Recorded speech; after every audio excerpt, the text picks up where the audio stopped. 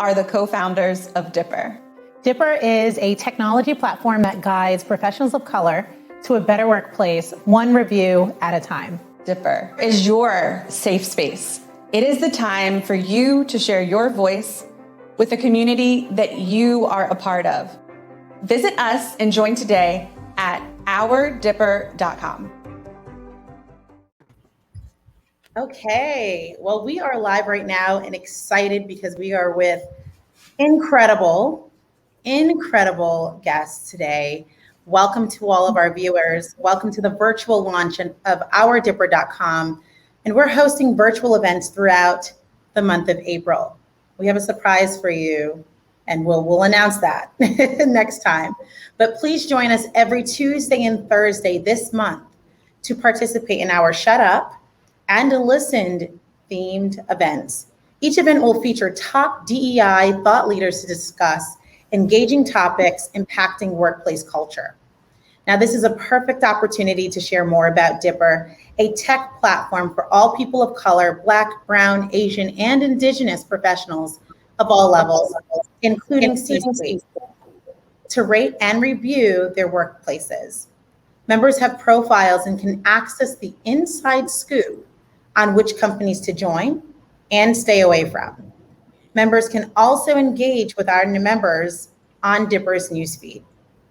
So we're excited because today we will be discussing the topic of, are you ready? Performative versus real social justice at work. But first, let us introduce our influential guests, Lily Zheng and DeAnnah Stinson Reese.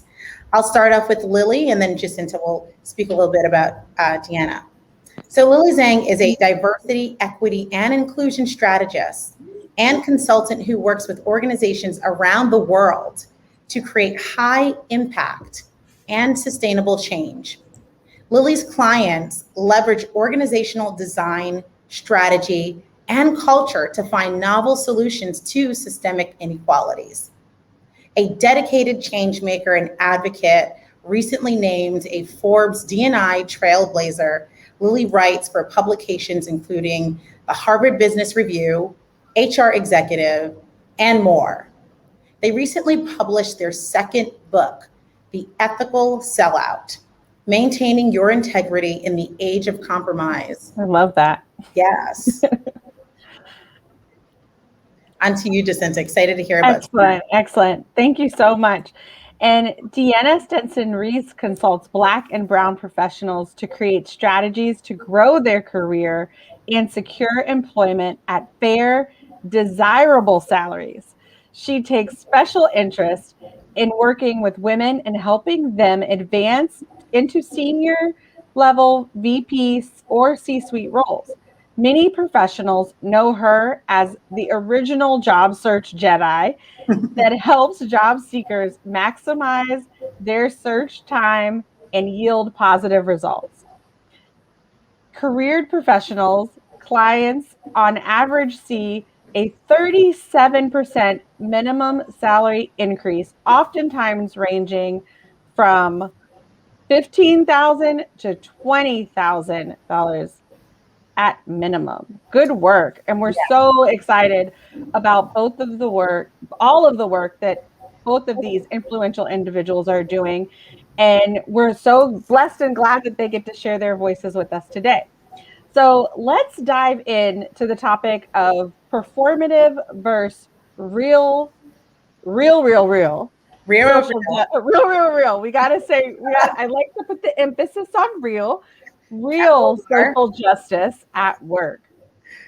So I'll pose this question to both of you, and feel free to chime in should one of you feel you want to answer first. But how can companies shift from being performative social justice participants to companies that tackle real societal injustices? So, thoughts on this? I think, first of all, thanks for having me. Really excited to chat about these topics today, especially with DeAnnah, who does incredible work. And so my thoughts on that question, I think the challenge is that companies don't see the distinction between those two questions that you just phrased, right? Those two things. So, when you talk to corporate leaders, they don't see the work they're doing as performative. They see everything that they put out as tackling real social injustices. It's usually marginalized communities that are the ones saying that companies are performative. So I feel like the question we really have to answer first is, what sets performative apart from real? Yeah. And Come on, Lily. to me, I think the very simple answer to that is, does it work? Like, does it actually fix shit? Does it identify things that are broken and actually fix them? Right. And the entire crux of accountability is on that second bit. Does it fix shit? Right? If things aren't being fixed, it's performative. If things are being fixed, it's real. That's it. Right? So the big reason why we've been calling companies performative is because a social media statement doesn't fix shit. It doesn't do anything. Right? Like and when I refer to shit, it's like, the generational wealth gap, discrimination within companies, right? Healthcare racism, police violence, right? Like, what is your social media post doing about any of those things? Nothing, right? Therefore, performative. If you want to get not called performative, you have to fix shit, right? I'm just going to keep saying it, right? Like, until those things are gone, every company is performative, right? Like, that's the bar, that's the standard.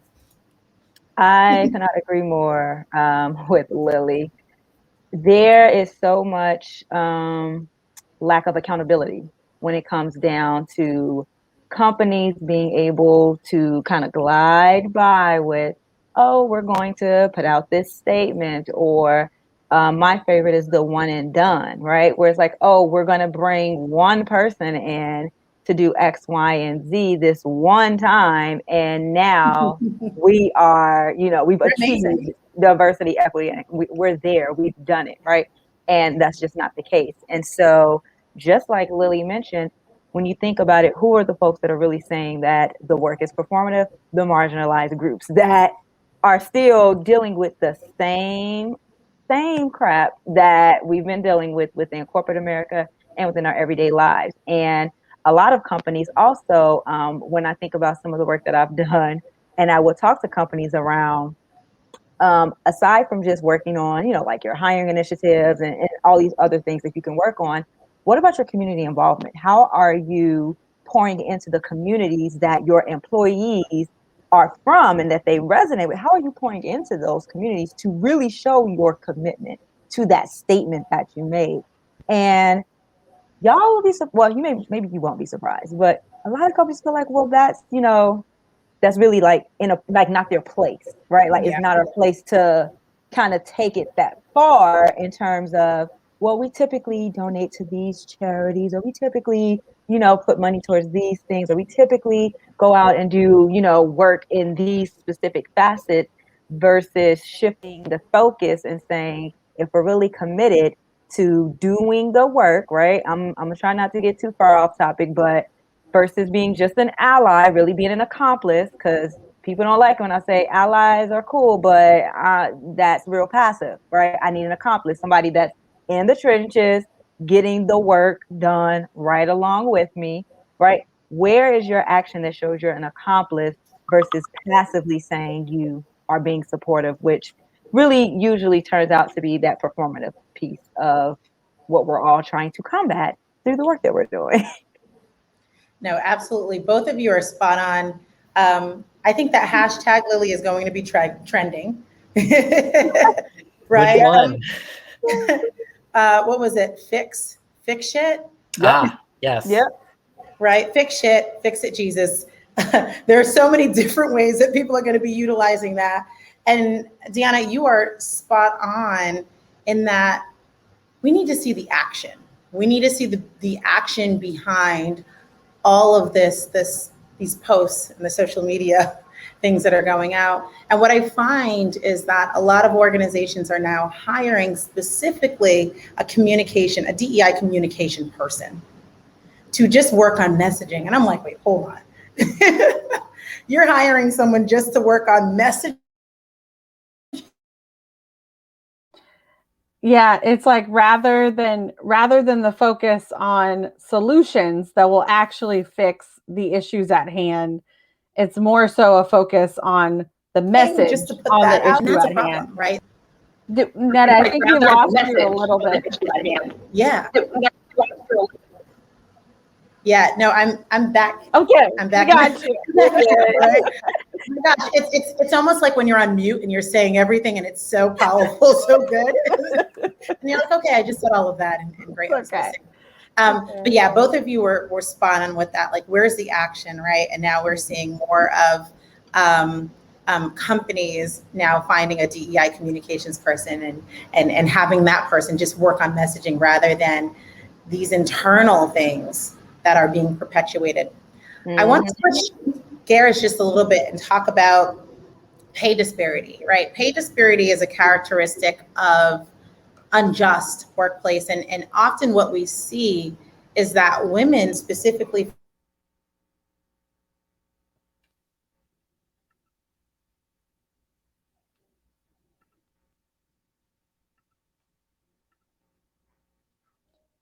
Did we lose Neta again? Can you all hear me? Okay. I can hear you. Okay. Yeah.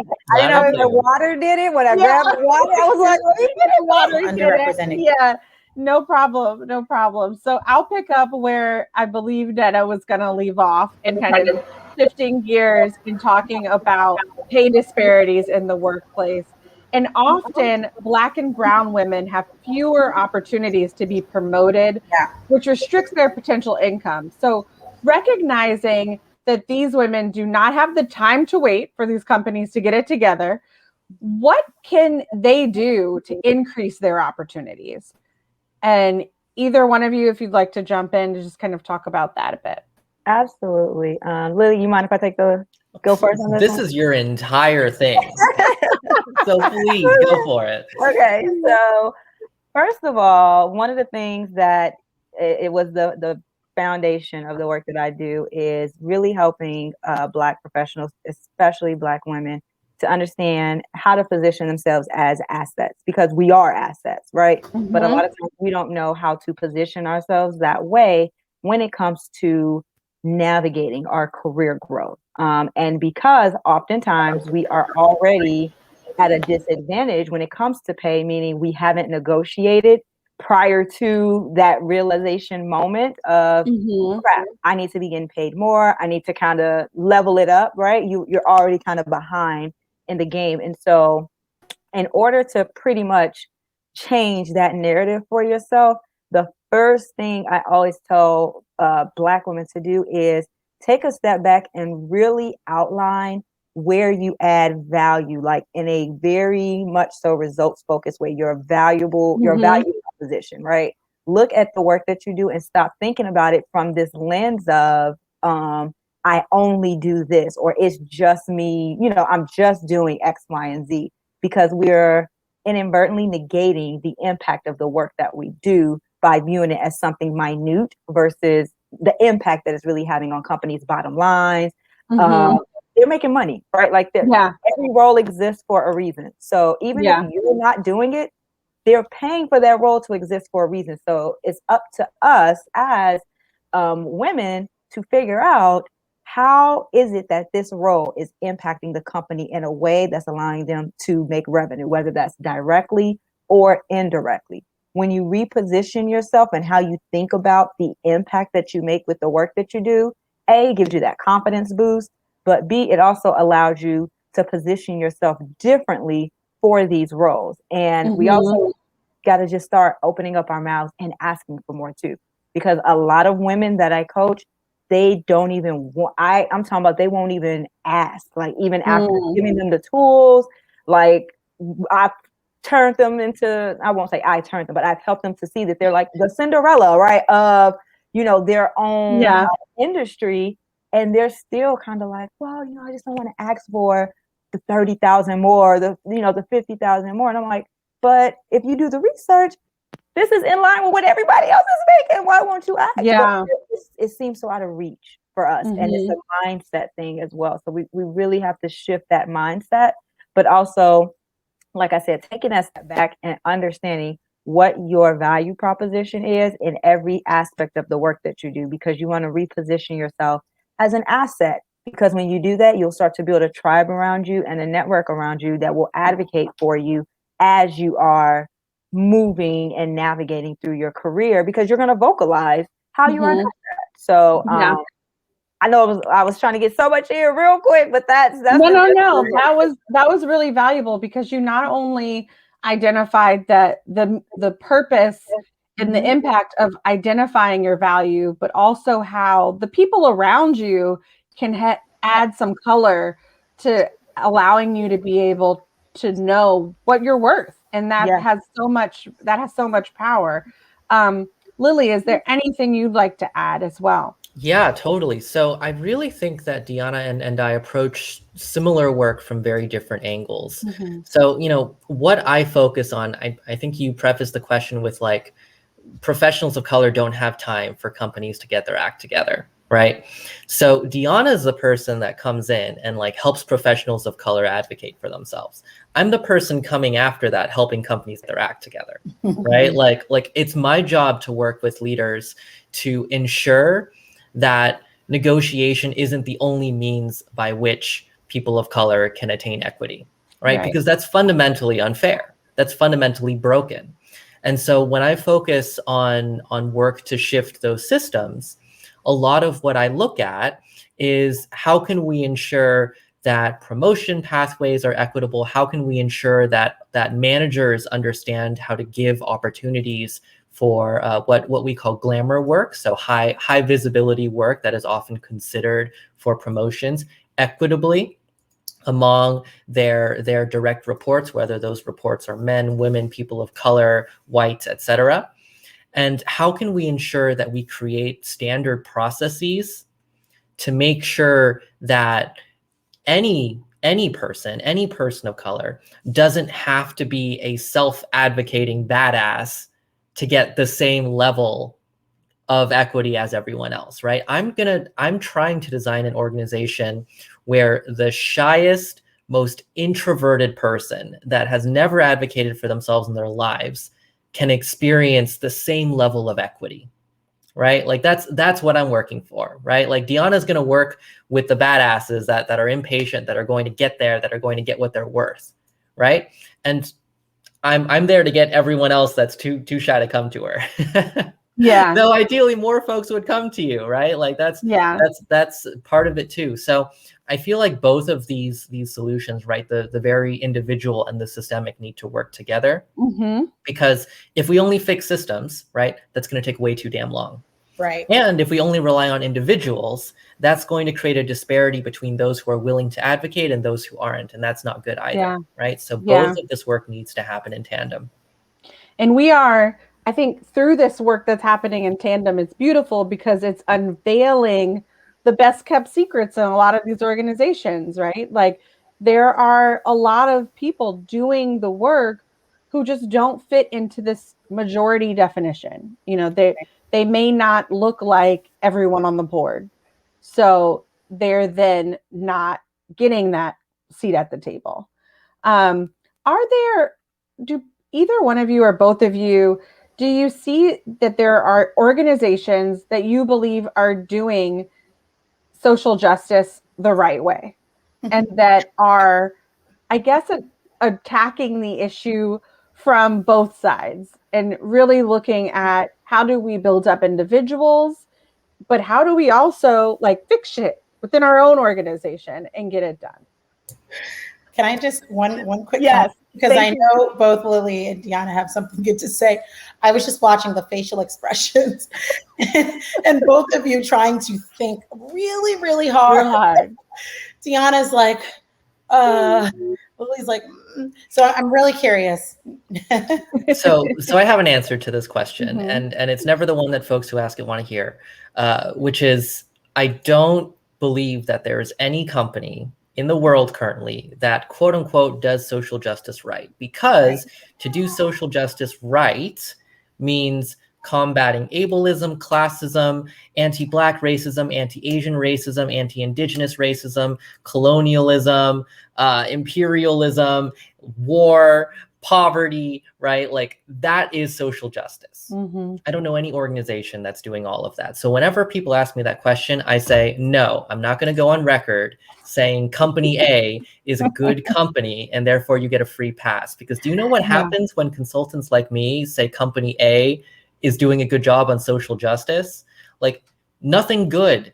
All of their social justice work gets less support because now leaders are like, it's over, right? Like the consultant said, we're doing winning. good.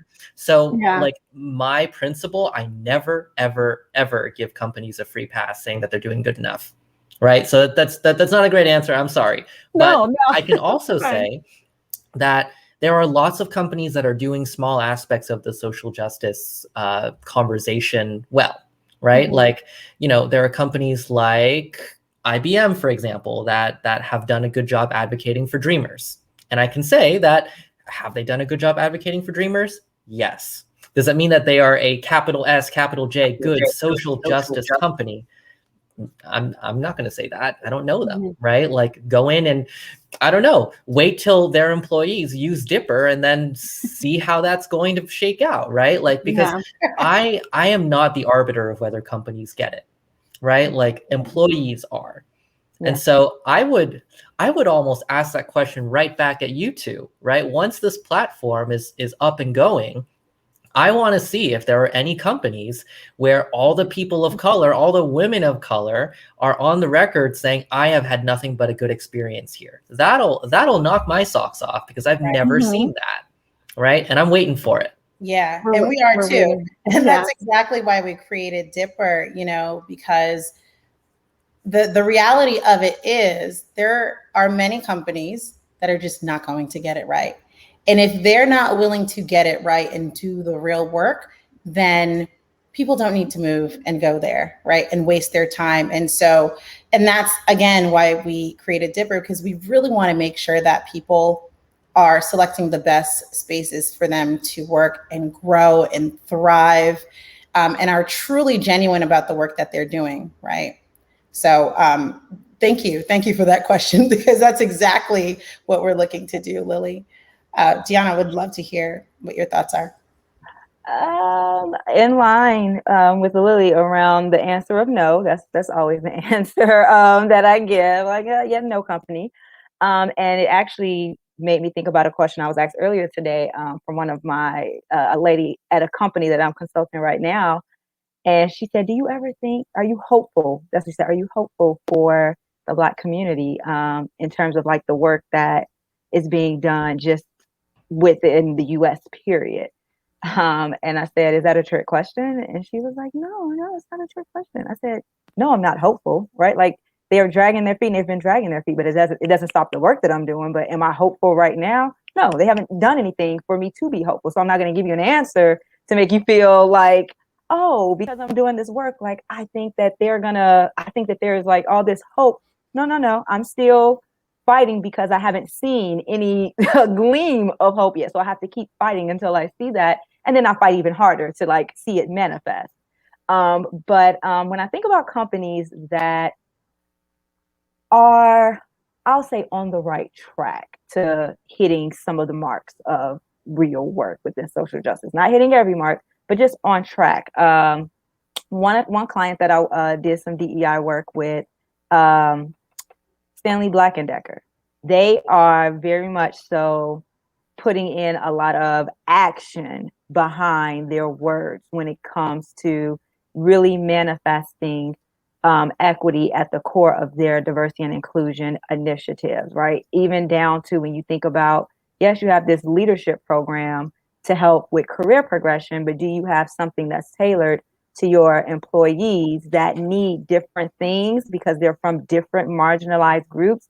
And so your standard leadership development program may not work for them because they don't align with some of the things that you're teaching them or that you're grooming them for because of their own backgrounds and culturally and even, I'll just say culturally for now, like to keep it short. And so I will say that they are on track to doing some good work in this space. Haven't reached any end point, no finish line. We're not at the finish line by no means, but they do at least seem like they're taking steps in the right direction. And then another company, Salesforce, one of the things that they did that I was really impressed with, that a lot of companies are dropping the ball with, even companies that I've consulted in the past, when they've reached out, I'm like, see, this is why, this is what I was talking about with Performative, right? When it came down to the recent incidents with George Floyd, or with the Derek Chauvin case, and right after the verdict was issued, we had one murder, and then we turned around and had another murder, right, back to back. And I vocalized to, I would say, at least 5 to 7 active and past clients that I've consulted with, to let them know, hey, as a company, yes, you need to release a statement, but with that statement, you need to take some action, and here's some recommended actions to take. One of those actions were, you need to have a space for just your Black and brown people, the Black community, to come together so that they can have a safe space amongst themselves to work through what is happening, right? You need to bring in a mental health professional that can help them work through what is happening so that they can continue to show up in whatever capacity they feel like they can show up, but give them somebody that can help them work through this, because in the Black community, it is still somewhat of a taboo to go to any type of therapy. And companies, when I recommended for the AAPI community, they did it. It was like, oh yeah, absolutely. It wasn't too much pushback. Do you know, out of all the companies, 0 did it.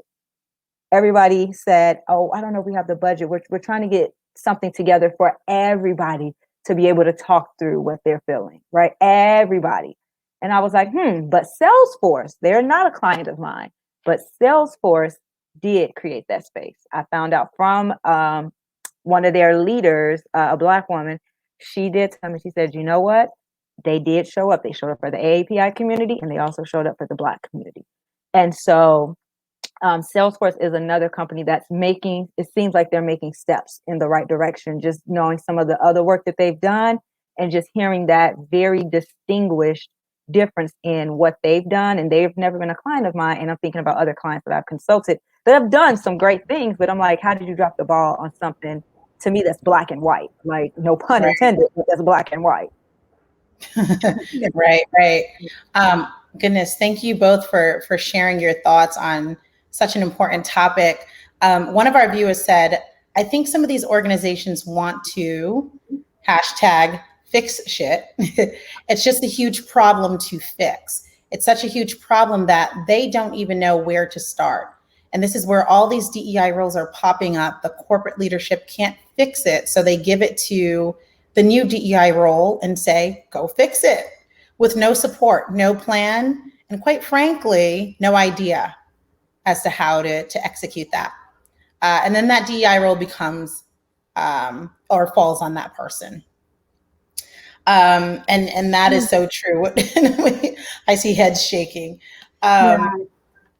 Thank you again. Thank you to both of you for sharing such incredible insight. I wish we had even more time to talk, and hopefully we can bring both of you back and talk about this a bit more. To all my professionals of color, connect with us on ourdipper.com right now, by signing up and completing your profile on ourdipper.com so that we can unpack all the gems our guest dropped today. Also, be sure to rate and review all companies that you have ever worked for on ourdipper.com. Thank you for joining, and we absolutely hope to hear from you soon.